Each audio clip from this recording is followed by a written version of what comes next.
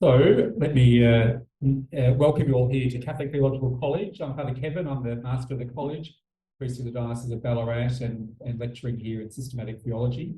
In one of my previous lives, I was the postgraduate coordinator, and one day there was a knock at the door, and a young Eric Torres appeared at the door with his nursing degrees and ready to study some theology.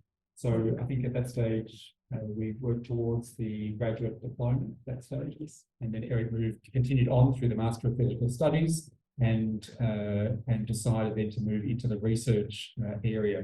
So we're very glad that over those years, Eric has chosen CTC as his home of learning and to be part of our community of scholarship and community of faith.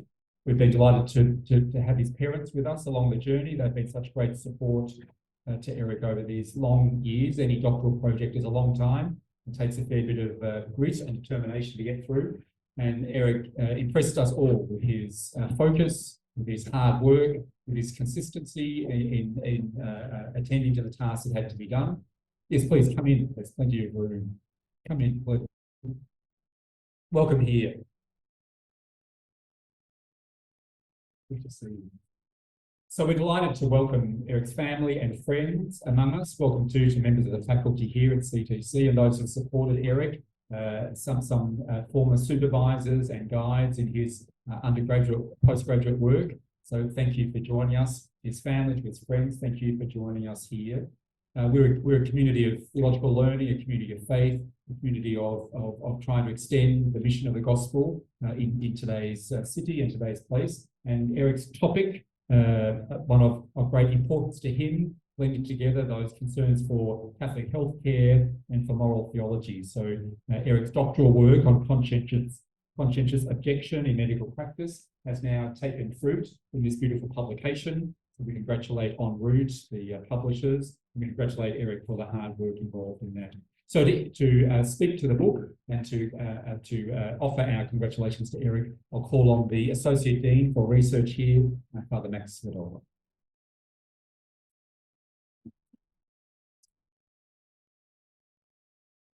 Thanks, Kevin. I'm delighted to be here this evening to welcome our in-person audience and, of course, the people joining us online. I just said hello to the publisher, Sebastian, I think coming in from the States. At some ungodly hour there. So it's nice to be connecting in the online space as well. So I'm delighted to be here this evening to say a few words and to congratulate Dr. Eric Torres on the publication of his book on conscientious objection. While many PhD graduates are happy to finally see the back of their thesis, never to be touched again, basically a happy but memory of the past, Eric has not only turned his thesis into a publication, but he continues a formal link to Catholic Theological College and to the University of Divinity through his appointment as an honorary researcher. So we see the back of lots of PhD students, but to see the publication and to see Eric continuing his role here at the college and through the university is a wonderful research link and presence. As Eric indicates, the central research question of his book was not simply the Catholic Church's stated position on abortion. That's public and that's quite known. What Eric wanted to look at from a unique perspective was the ethical, theological and philosophical underpinnings of the 2008 Victorian Abortion Law Reform Act and the whole nature of conscientious objection, not the whole morality of abortion, but from that legislation in Victoria, the whole understanding of how conscientious objection may or may not apply in that dimension. Ironically, at the time, so it's a very much a content-based analysis of the Church's philosophical, theological approach to anthropology, moral, ethical questions, etc. That's very much focused on the content of the Victorian legislation as it moved through the various stages of the parliamentary process to be enacted into law. At the time that Eric commenced his research, I was a supervisor to a PhD candidate here at CTC who was also examining Victorian parliamentary debates. But these debates were from the 19th century. And that candidate, Diana, successfully completed, she was looking at, in the 19th century, the Victorian Church Acts and how the government of the time, really the first colonial government here in Victoria, was liberally giving lots of funds to the major four Christian denominations at the time. Funding for the churches, building of churches, the funding of clergy, and also the residences for the clergy. Now, back in the 1850s and 60s, it was interesting following the permutation of parliamentary debate about the funding of the churches, because there was lots of encouragement for this. There were people in the parliament saying the churches don't deserve this money, they should be doing it themselves. People saying, well, let's not give them money forever, there should be a sunset clause. And ironically, as Diana found out in her research, as she followed the debates of how this became law, at the very time, believe it or not, in the 1850s and 60s, they were debating funding of churches, was also raising issues about conscientious objection in terms of should people be compelled to pay taxes that contribute to the churches? Should churches be liberally and freely gaining these from their donations of their own congregation? But it was funny watching the debates, following the debates through the PhD research, to see that even back then they're arguing between the upper house, the Legislative Council, and the Legislative Assembly. They're having debates back then about should the Lord's Prayer be said at the opening of Parliament or not. So people think that's a big debate in terms of modern history, but they're debating that way back then about the appropriateness of saying the Lord's Prayer, let alone the appropriateness of using taxpayer money for funding of churches. So it's interesting from one century to another, seeing the permutation of Victorian parliamentary debate. As Eric indicates in his book, the unique focus of his research is this content analysis of the parliamentary debates and the ethical considerations regarding what we call in the church conscientious objection, and how this applies to the medical profession as well from an ethical and moral perspective. Eric does touch on the hot button issue of abortion, but it does raise wider questions about, in his book, religious freedom and the ongoing and changing relationship between what we call the church and the state. And that varies, of course, from different democracies right around the world. As I tell my history students, these issues in the church and in history never go away. Since the French Revolution, we've inherited the axiom of the natural separation between church and state. And what does that actually mean? Here, Eric was able to analyse that through this parliamentary debates on the Abortion Law Reform Act. This idea of the separation of church and state manifests itself in various ways and in various forms that we know through societal attitudes, through norms, and then through what Eric analyses into statutory law, which then, of course, then could change down the track. As we gather this evening to launch this book based on Eric's research, it's very interesting to note that Pope Leo XIV recently announced that St. John Henry Newman would be made a doctor of the church. And of course, Newman greatly shaped the idea of conscience in the 19th century, and that was carried over into the 20th century, especially in the Vatican II document, Gaudium et Spes. Seeing that link between Newman in the 19th century, Vatican II at Gaudium et Spes, then of course, in the Catholic tradition, conscience came to the fore in that volcanic post-conciliar reality of Humanae Vitae in 1968. So it could trace the line historically and theologically in terms of how the idea develops in the 19th century, the Vatican II, and then in the wake of Humanae Vitae as well. So for Newman, conscience and moral truth were united as he came to interpret or understand the certainties of faith. Of course, sadly, we live in an age now where faith itself is a contested reality, and so is moral truth. So Eric's research contributes to this area. It was Joseph Ratzinger, the late Pope Benedict XVI, who stated that the life of Newman can be described as, quote, one great commentary on the question of conscience. Ratzinger said the whole life of Newman can be studied from the perspective of one great commentary on the question of conscience. So, dear friends, we congratulate Eric on his splendid publication, given that it takes its place within a long tradition of theological reflection and scholarly research on the issue of conscience and conscientious objection. And so, on behalf of Catholic Theological College, it's a great pleasure to now declare this book officially launched. Thank you. Thank you, Father Kevin, for the warm welcome, of course. Thank you, Father Max, for your lovely introduction. Those words about Cardinal Newman, who's going to be the new doctor of the church, is wonderful to lead on to this conversation here. I feel very honored to be here, and I feel very honored to have everyone here as well as my guests. So welcome, friends and colleagues here, and those of us as well. of course, thank you for gathering here to celebrate the book launch of my new book, Conscientious Objection in Medical Practice. Whilst the book was released a few weeks ago, I'm still very much excited to officially launch it here tonight. So thank you everyone for coming. As many here would know, this monograph comprises the published book version of my doctoral thesis. So in a way, this publication marks the culmination of my PhD, and hopefully also the start of new opportunities and new projects. On that note, I take to wish this moment to acknowledge my PhD supervisors, Father Pascal and Dr. Marius, as well as Father Howard and the late Father Cormac, for their invaluable advice and support. Likewise, I wish to thank my family and friends for their encouragement and prayers.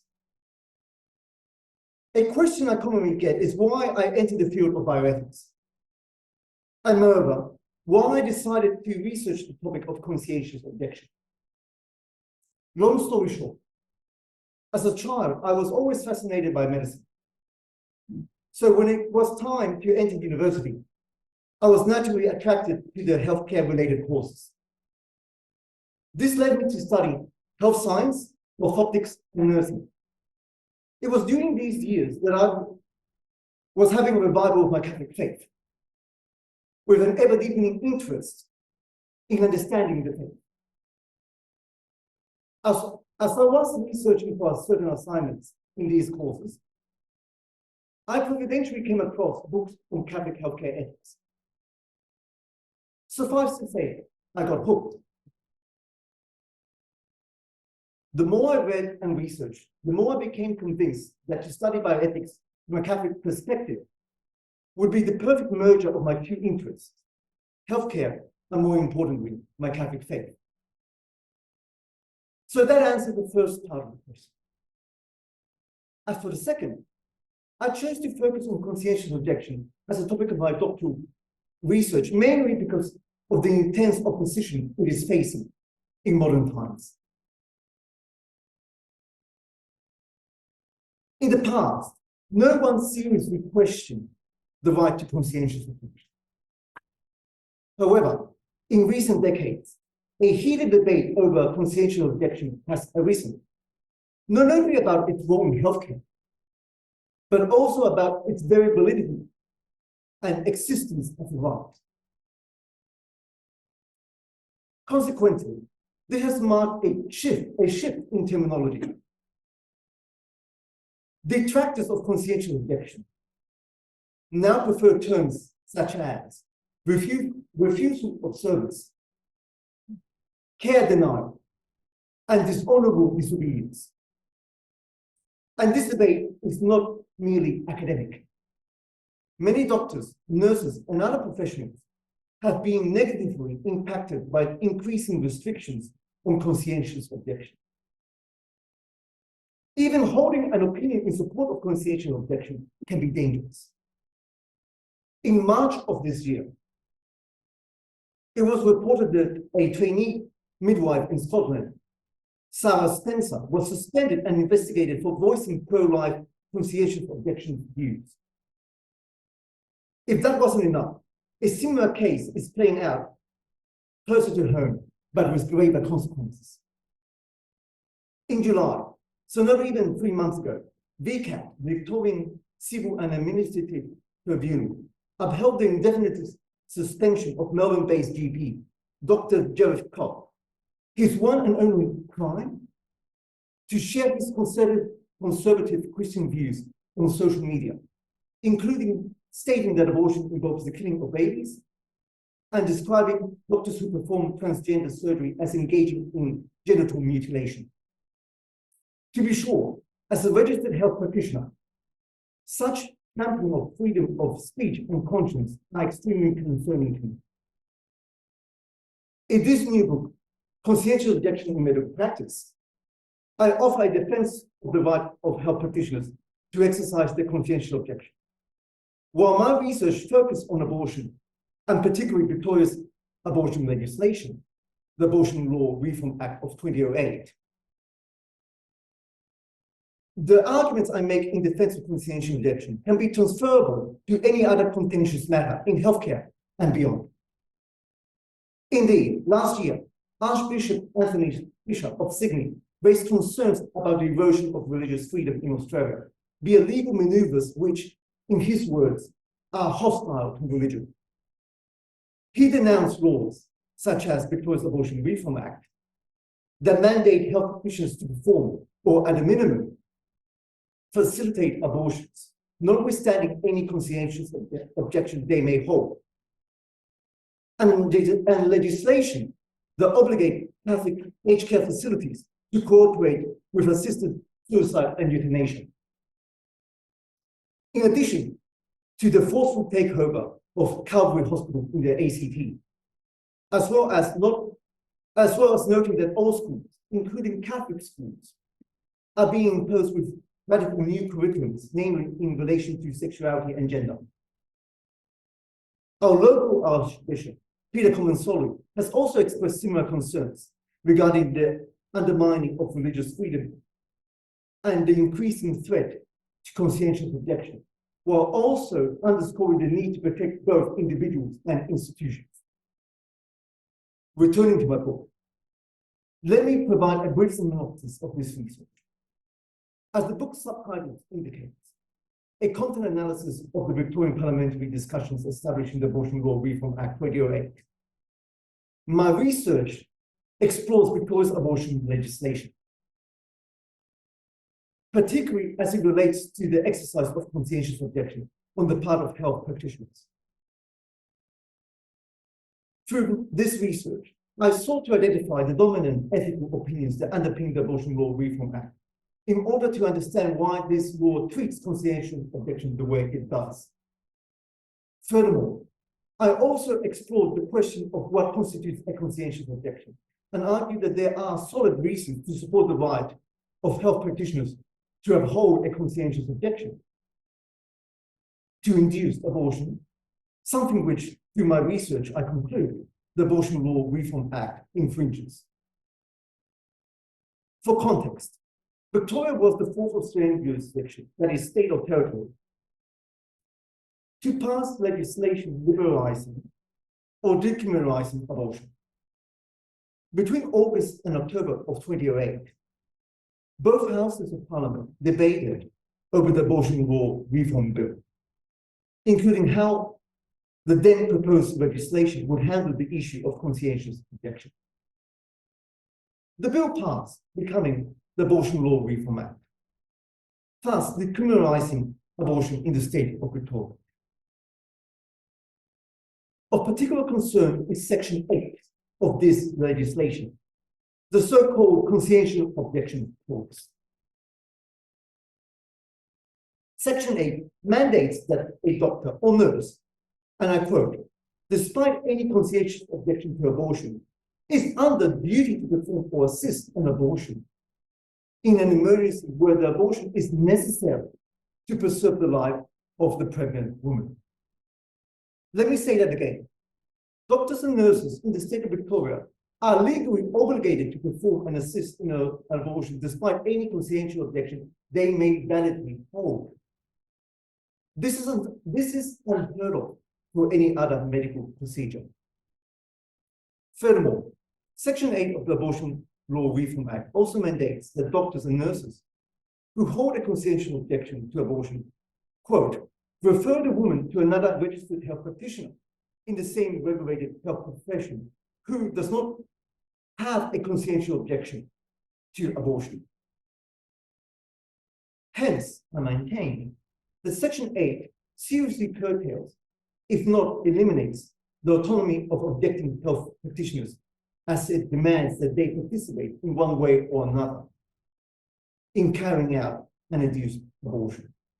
In other words, Victoria's abortion legislation imposes a legal obligation on doctors and nurses to formally cooperate with what to be immoral evil. In terms of structure, my book consists of 10 chapters organized into 5 parts. Part 1 introduces the topic of conscientious objection, both in the setting of abortion debate, as well as the broader context of liberty of conscience within a pluralistic democratic society, such as Australia. This is because conscientious objection presupposes liberty of conscience. In part 2, I examined the moral nature of abortion, as well as the moral status of the unborn embryo and the fetus. Induced abortion is defined from a medical legal perspective, and then this procedure is morally evaluated from a Catholic moral, theological, and natural law philosophical standpoint. This is important since an objection can only be raised when something is objectionable. Next, I mount the defense of the unborn child as a human person with rights, namely the right to life. Part 3 explores conscientious objection in depth. First, I provide a critical literature review covering 15 years of scholarly debate on the issue of conscientious objection in medical practice. Then, the concepts of conscience and conscientious objection are considered so as to answer what constitutes a legitimate case for conscientious objection. Additionally, Part 3 also discusses the related topics of autonomy and cooperation with evil. At this point, it is worth making a few remarks about conscientious objection. By definition, conscientious objection is an objection based on conscience, which I articulate in terms of core moral beliefs. Everyone has a set of core moral beliefs. This is because we all love or care about something so much that it becomes part of our identity. Moreover, core moral beliefs are not mere random credences or customs. Rather, they are sincerely held beliefs rooted in a solid framework that goes beyond the individual, such as an established ethical or religious system with societal significance. Accordingly, to act in a manner contrary to one's core moral beliefs constitutes an act of self-betrayal. In fact, such acts are usually unthinkable. Hence, a valid or legitimate conscientious objection must be based on one's core moral beliefs. This permits us to distinguish conscientious objection from other types of objections. For instance, objections made on a clinical or professional ground are not conscientious objections. Likewise, objections made because of personal preference or convenience are not conscientious objections. Too often, however, those who oppose conscientious objection conflate it with these other types of objection, wrongly equating it with personal whims or discriminatory denials of service. For conscientious objection to be legitimate, therefore, it must be grounded on one's core moral beliefs, because the objective to act is contrary or incompatible with said beliefs. For example, a pacifist objecting to go into war because the army uniform isn't pretty enough would not constitute a legitimate conscientious objection. However, a pacifist objecting because killing is contrary to their core moral beliefs would indeed constitute a legitimate conscientious objection. Similarly, a Jehovah's Witness objecting to a blood transfusion said, because of concerns over potential human error in its administration, would not constitute a conscientious objection. To be sure, this might be a valid concern, but not grounds for a conscientious objection. On the other hand, a Jehovah's Witness objecting to a blood transfusion because it goes against a tenet of their religious faith, and therefore against their core moral beliefs, would constitute a legitimate conscientious objection. These examples highlight that one need not necessarily agree with the objector's stance to acknowledge that there are conscientious, that conscientious objection is legitimate, and therefore that it be given appropriate respect. For instance, One would hope that everyone would agree that induced abortion is evil. Yet, even if people disagree, this should not detract from the legitimacy or the respect that such an objection should carry. Indeed, as I detail in my book, there are solid and logical grounds to sustain a conscientious objection to abortion directly related to the core moral beliefs and identity of many healthcare practitioners. Returning to my book structure, in part 4, I present a content analysis of the parliamentary discussions that established the Abortion Law Reform Act. Specifically, you see the Hansler record, the debate in Parliament pertaining to conscientious objection during this bill stage of the legislation were analysed. From this analysis, the dominant ethical arguments that were expressed were identified, thereby providing an explanation of why the Abortion Law Reform Act treats conscientious objection the way it does. That is, as we have just observed, with contempt. Lastly, in part 5, I conclude my research by underscoring the importance of conscientious objection and the need to defend this right. For those interested in the key findings of the content analysis, let me quickly highlight the following 3 observations. First, while the Victorian Parliament generally agreed that the medical practitioners have a right to conscientious objection, conscientious objection was nevertheless portrayed as a threat to women's autonomy. To be sure, no parliamentarian outright disagreed with the idea that conscientious objection constitutes a fundamental human right. Nevertheless, conscientious objection was perceived as a cause for concern for women seeking abortion. For instance, certain members of Parliament contended that conscientious objection was the product of, quote, mere prejudice, and that, quote, doctors with a conscientious objection are, in effect, using this to justify, to compel their patients to comply involuntarily with beliefs and values that they do not share, end quote. Accordingly, conscientious objection was regarded as harmful and, quote, to the quality, effectivity, and equitable delivery of healthcare services. Thus, prompting the Parliament to obtain a balance between conscientious objection and women's bodily autonomy through the enactment of Clause 8 of the Abortion Law Reform Act. Second, most parliamentarians demonstrated a narrow understanding of conscientious objection. According to this narrow view, the right to conscientious objection was assumed to only pertain to the exercise of the objective act in a direct and physical manner.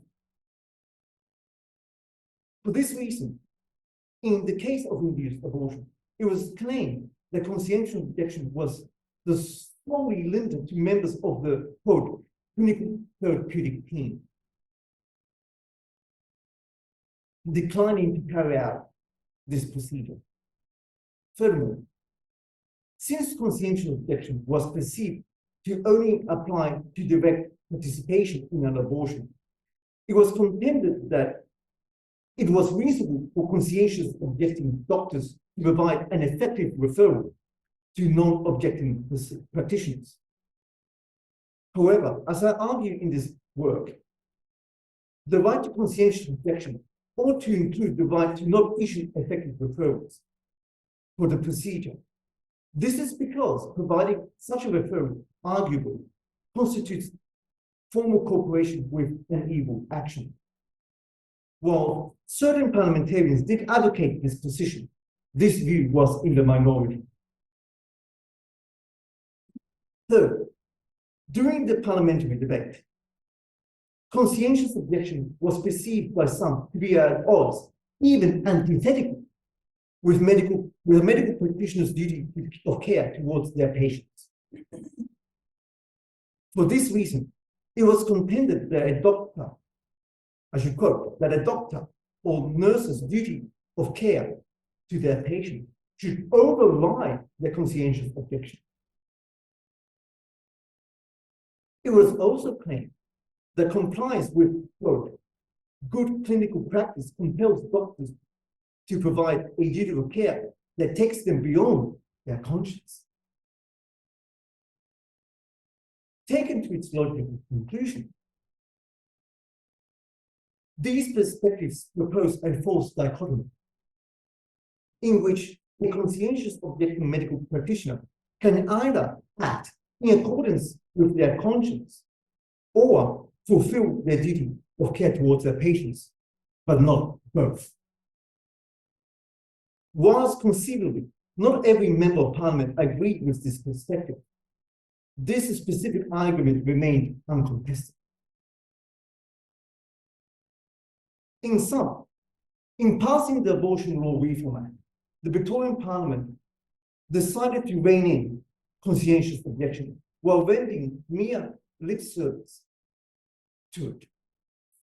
Although the Victorian Parliament wanted to be seen as offering medical practitioners the right to conscientious objection, in effect, it sought to curtail this right under the pretext of balancing it with women's bodily autonomy. This explains why Clause 8 of this legislation imposes the mandate it does, including the obligation to issue effective referrals, thereby effectively invalidating the right of doctors and nurses to exercise a conscientious objection to abortion. Some might still ask, why defend conscientious objection in healthcare? What, if anything, is at stake? In short, if health practitioners do not have the right to exercise a conscientious objection, they lose their ability to act as moral agents. Consequently, they are reduced to mere servile technicians or ethically uncritical functionaries. Moreover, by curtailing or eliminating recourse to conscientious objection, medical practitioners who ought to be servants of the public's well-being are degraded to mere servants, to mere public servants at the service of the political ideology of the day. Furthermore, limiting a health practitioner's capacity to act as a moral agent undermines trust.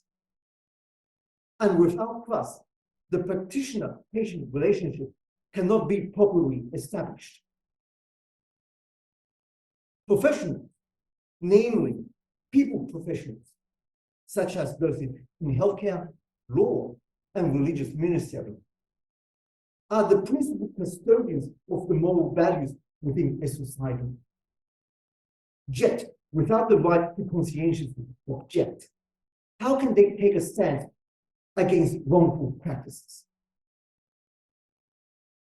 There is more I can say, including outlining the impact of moral distress. But I think it is clear that conscientious objection is worth defending, particularly within healthcare. Let me leave you all with a final thought. A paraphrase of Martin Niemöller's post-war poem, First They Came. First they came to the doctors, and I did not speak out because I was not a doctor. Then they came to the nurses, and I did not speak out because I was not a nurse.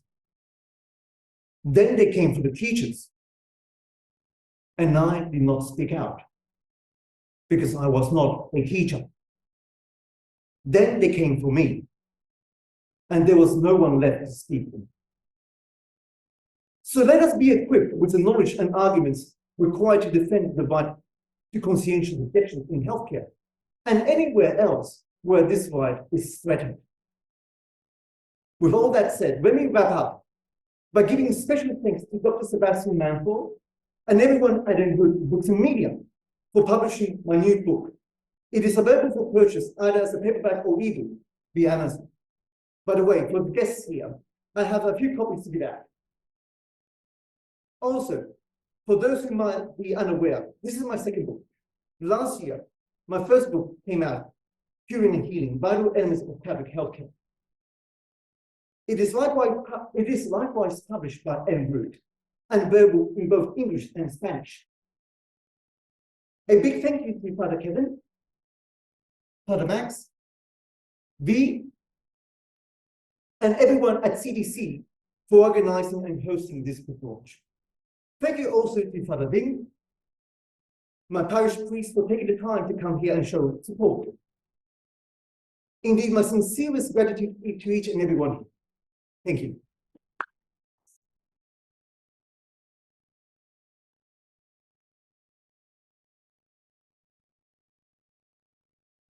Well done, and so confidently presented. It's lovely, very encouraging to us all to see that. So congratulations to you. Congratulations on this publication of the dissertation, and on the previous publication. The very title, Curing and Healing, reminds me of Professor Norman Ford, who had a particular interest in that distinction and area. So it reminds us that this college has a long connection to the topic of bioethics. And Father Wyatt is with us too today. So we're very pleased that we're continuing on this close reading.